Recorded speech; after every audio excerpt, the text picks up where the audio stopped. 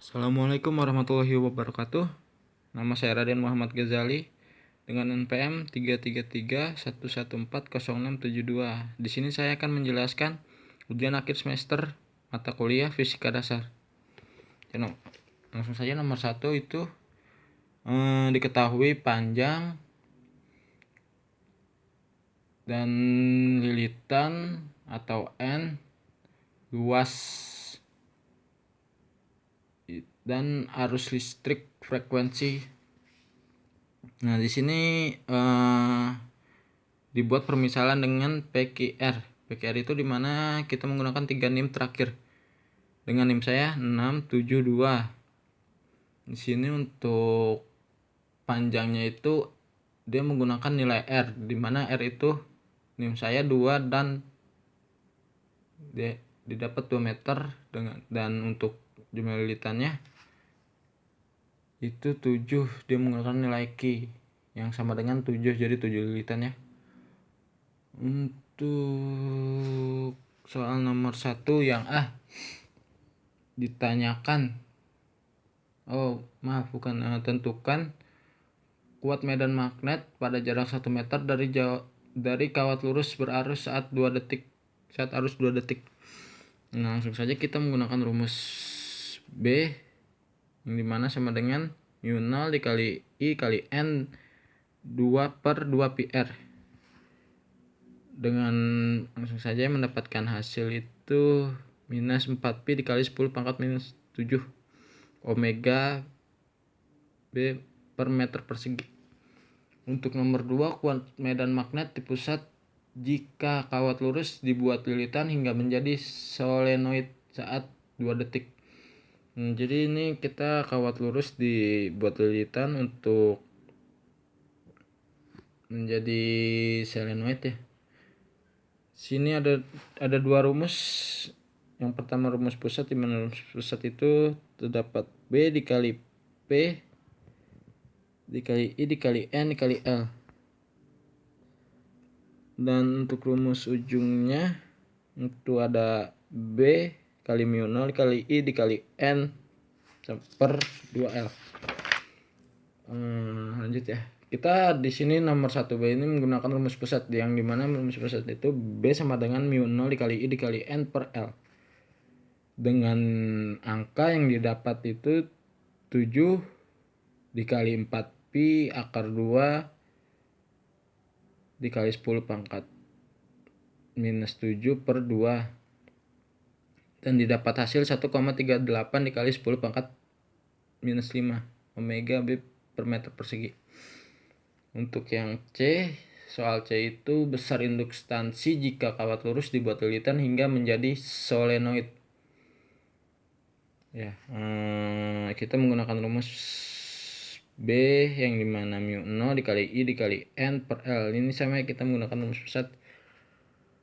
Dan kita menggunakan rumus flux yang dimana flux B sama dengan B dikali A, yang dimana dapat rumus flux B itu mu0 dikali N dikali I per L. Ini itu ini penjabaran dari rumus nilai B dan dikali A.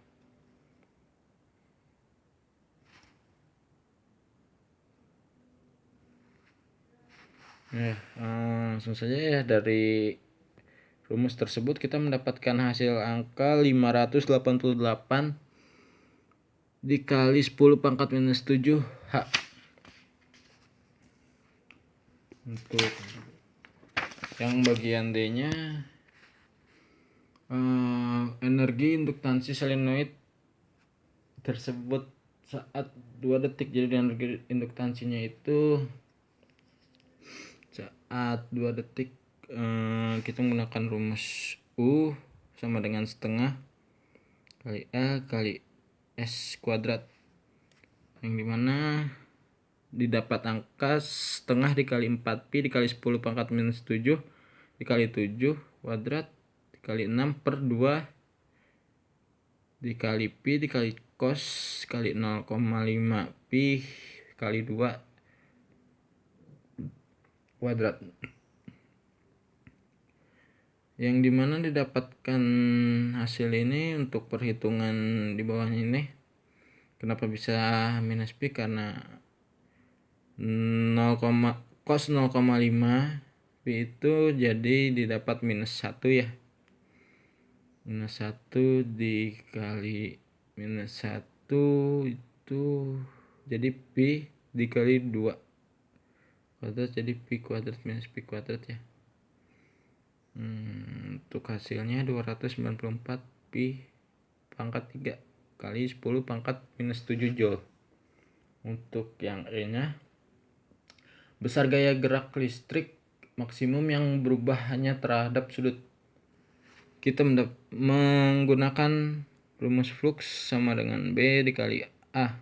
Rumus flux itu kita dengan sigma negatif N D dikali flux per dt dengan sigma sama dengan minus negatif N dikali D dikali B dikali A kali cos dikali omega T per dt, dimana N itu adalah jumlah litannya dan B itu adalah rumusnya 4pi dikali 10 pangkat minus 7.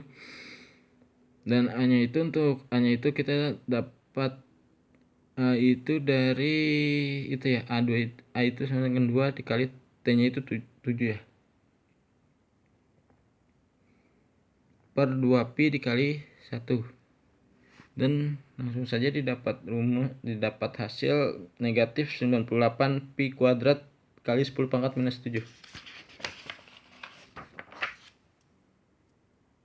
Untuk bagian soal nomor F, besar gaya gerak listrik maksimum yang berubah hanya terhadap arus, yang dimana flux sama dengan B dikali A, dan didapat sigma negatif N delta flux per delta T, dan dijabarkan sama dengan negatif N dikali D dikali B dikali A dikali cos theta per dt.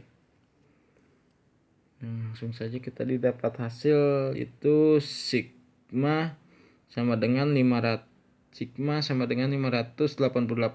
pi kuadrat dikali 10 pangkat minus 7 volt.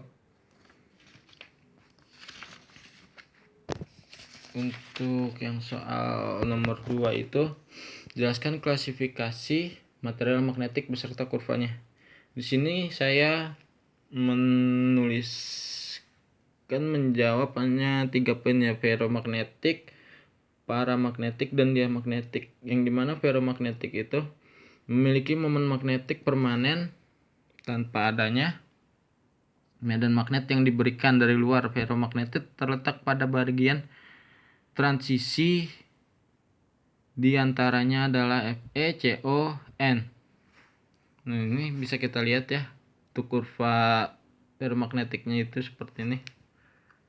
Dan untuk paramagnetik, di sini penjelasannya, material paramagnetik mempunyai suseptibilitas magnet yang kecil namun masih bernilai positif dengan adanya medan magnet yang dibentuk pada material paramagnetik. Maka dwi kutub atom yang bebas berrotasi akan mensejajarkan arah sesuai dengan arah medan magnet. Di sini kita lihat kurvanya seperti ini, dia berotasi. Dan untuk diamagnetik itu, material magnetik mempunyai susceptibility magnetik yang kecil dan bernilai negatif. Diamagnetik merupakan sifat magnet yang paling lemah, yaitu tidak permanen dan hanya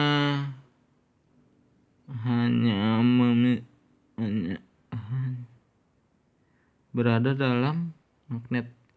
Ya, ini kurvanya ya. Ya, sekian penjelasan dari saya. Mohon maaf karena banyak kekurangannya. Wassalamualaikum warahmatullahi wabarakatuh.